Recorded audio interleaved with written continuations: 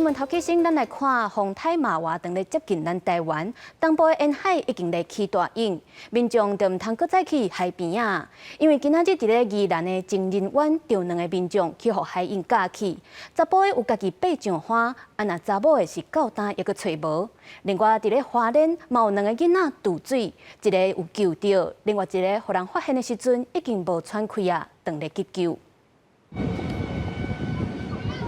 空袭机持续敲吹，因为马华风台瓦近风影真强。宜兰出名的景点情人湾再去发生一对查某互长影降落海的意外。查某囡仔家己收上花化救，查某囡仔下落不明。海巡甲消防人员缉捕了后，配合渔船当地全力搜救。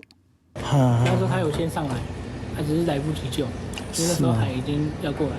然后他又被拉走。有2名民众在沙滩踏浪的时候不慎遭海浪卷袭落海。 那议员已经自行上岸，那尚有议员失联，我们在持续的搜索中。那我们另外有请渔业电台广播通知作业渔船协助搜索失联的民众。啊，那伫花莲新城嘉湾中头嘛传出有2个囡仔互海鹰降去的意外，其中4种学生囡仔伫海里拍拼游，经过消防人员甲海巡人员赶到位，甲人救起来，好在再无生命危险。啊，不过另外一个囡仔找到的时阵已经无生命迹象，送医急救。 跟他们说就是不要太靠近啊，他们说没事没事这样，是没有看到他们掉下去，是